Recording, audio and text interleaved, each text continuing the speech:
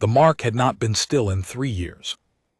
I had grown almost accustomed to its burn, the low, persistent fire on the inside of my left wrist, just below the pulse point, where the bond mark had lived since the night I turned 17, and my wolf first recognized the shape of a destiny I could not yet name.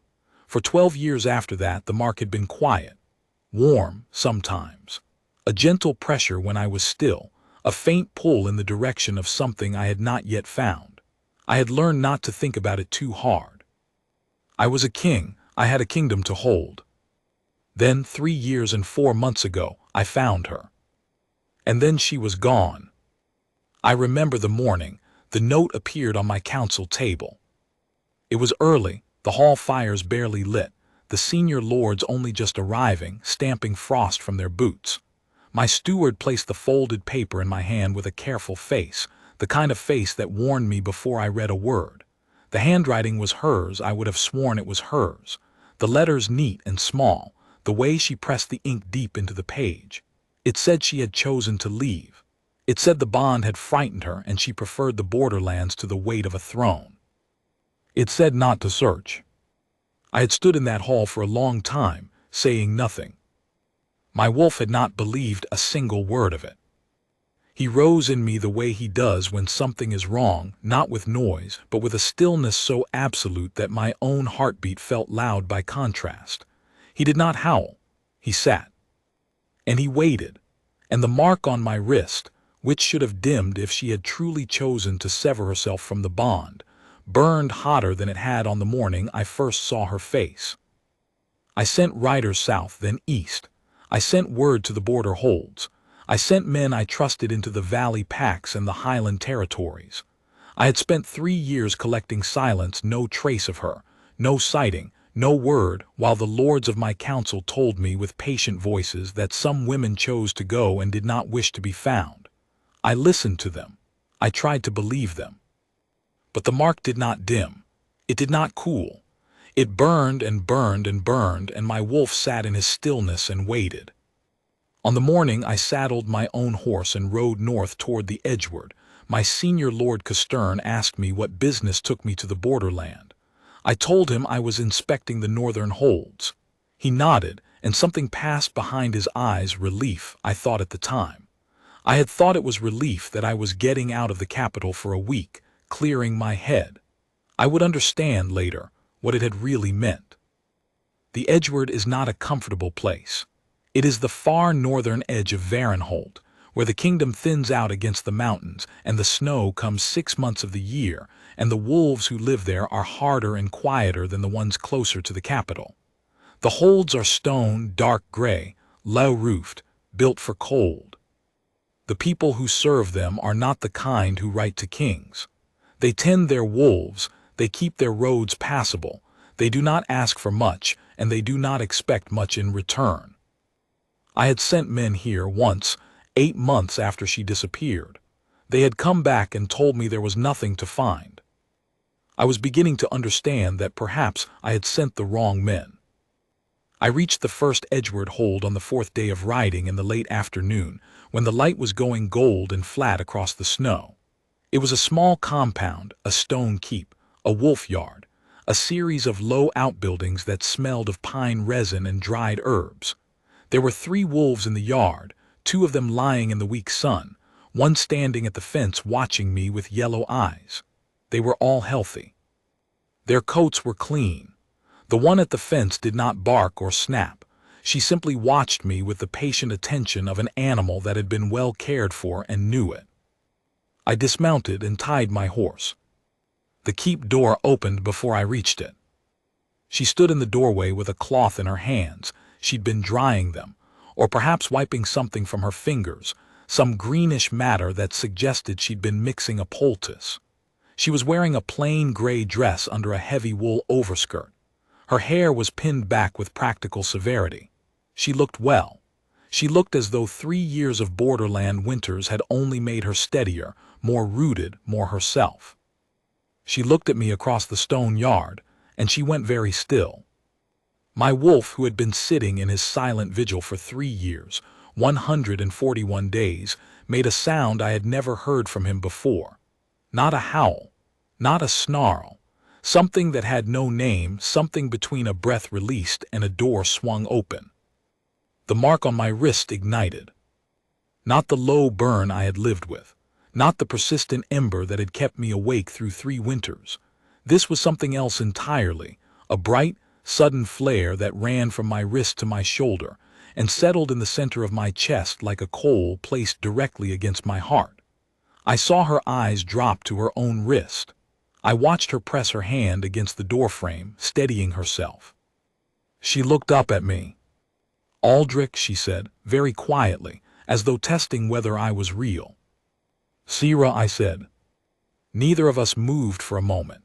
The wolf at the fence turned her great head and looked at us both, and then, with the untroubled certainty of an animal that understood things humans complicate, she lay down in the snow and put her chin on her paws.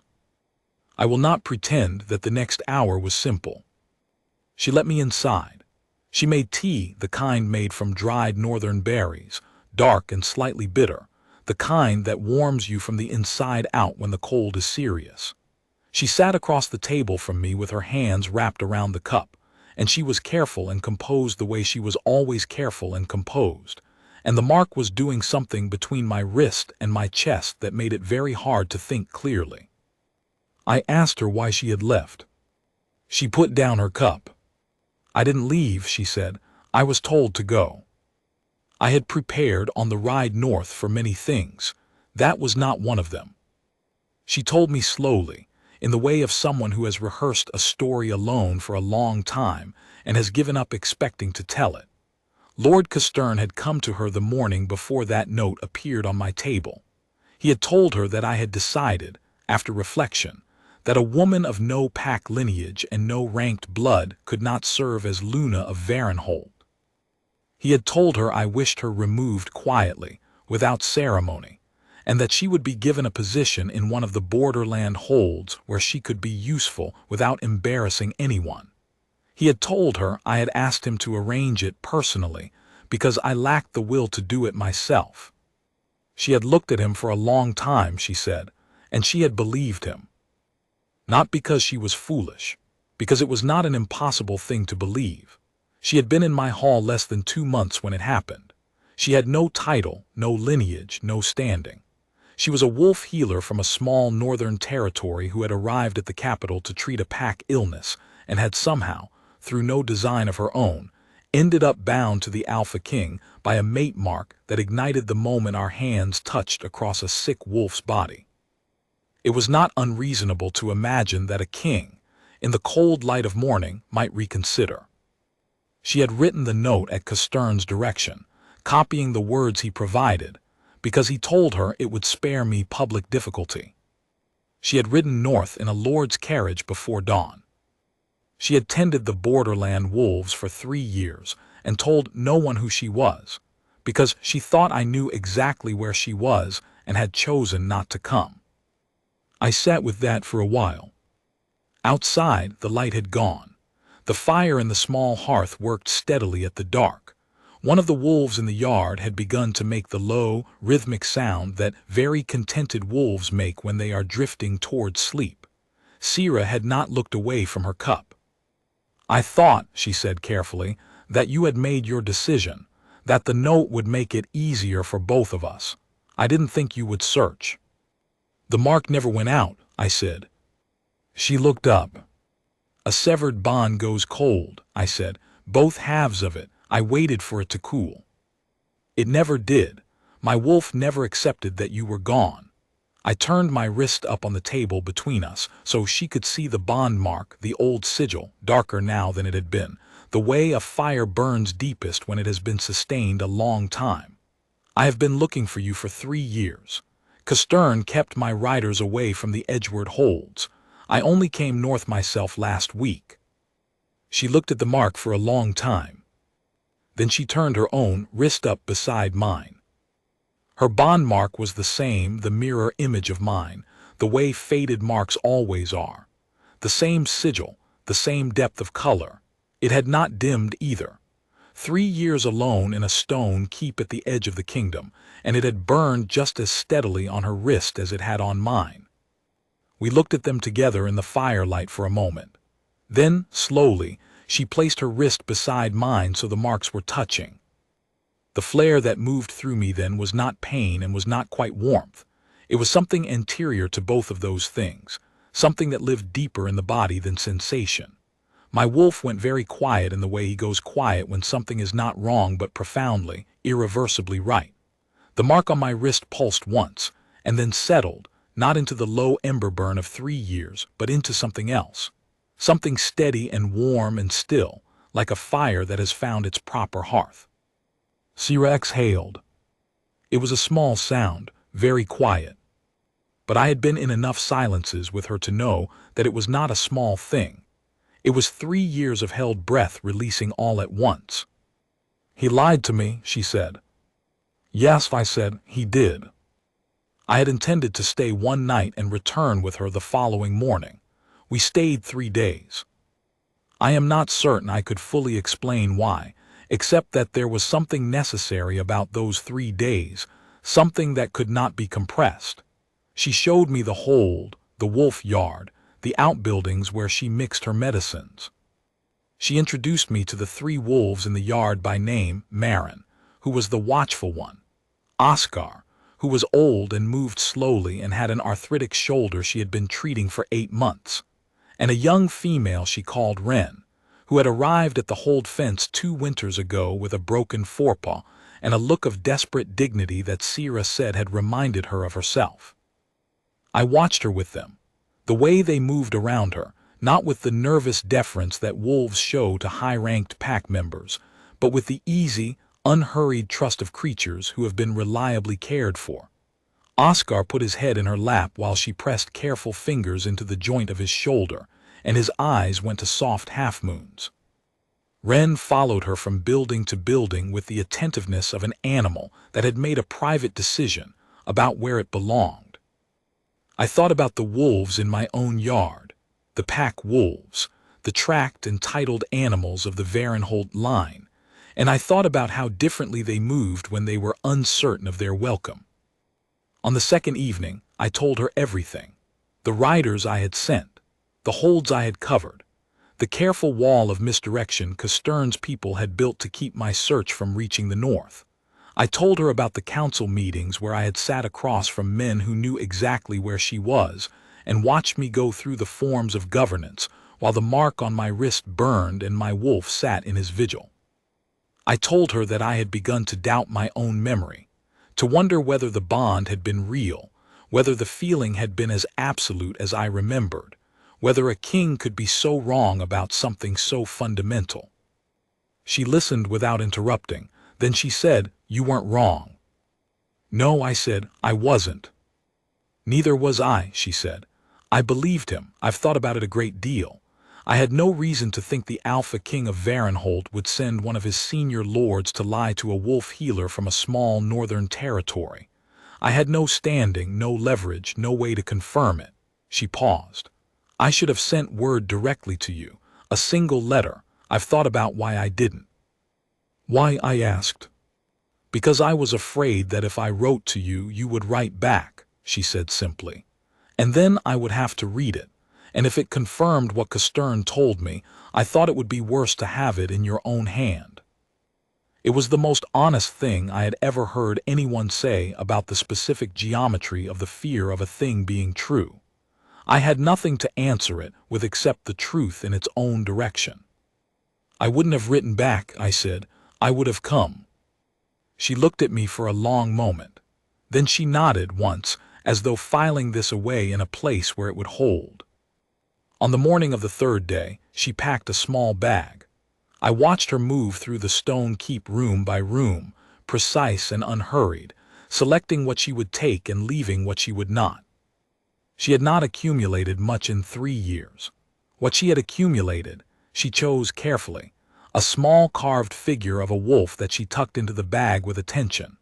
A sheaf of written notes about Oscar's treatment that she left for the hold steward with specific instructions.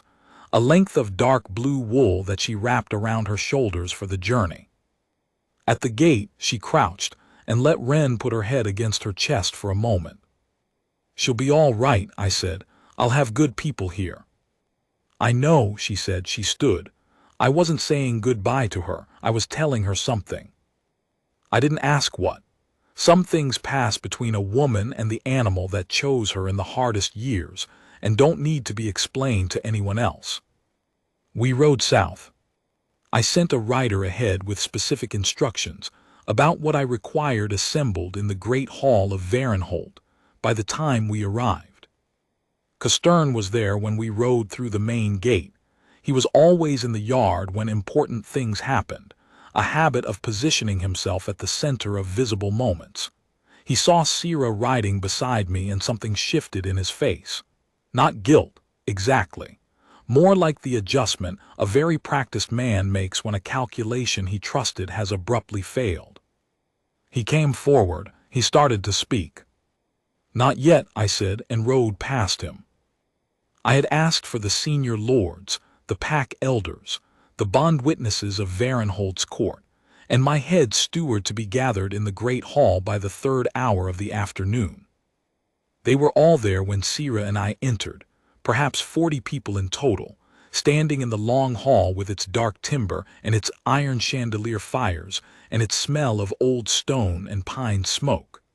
Castern arrived behind us, accompanied by 3 other lords whose names I had been turning over on the ride south. I brought Sira to the center of the hall. I stood beside her, and I turned to face the assembled court, and I told them what had happened. Not the summary version. The full account, Castern's visit to Sira on that morning 3 years ago, the false note, the carriage north before dawn, the sustained campaign of misdirection that had kept my search from ever reaching the borderland holds where she had been quietly waiting for a letter she had been too afraid to need.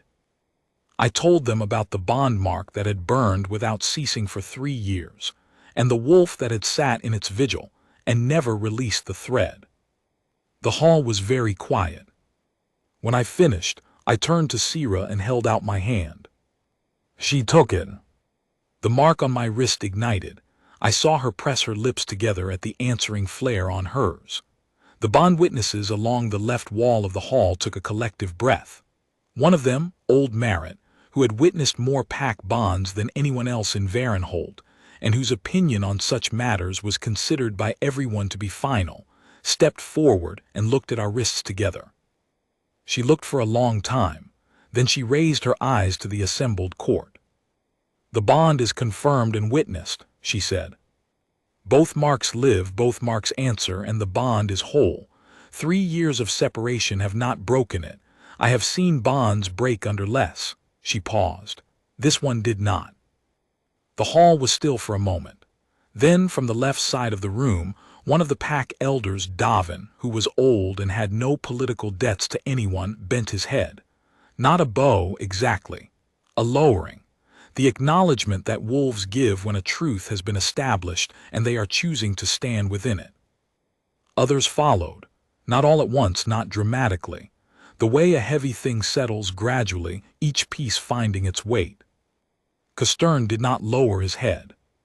He stood where he was, in the middle of the hall, and he looked at me with the expression of a man who understands that his calculation has failed completely and is deciding whether to attempt another.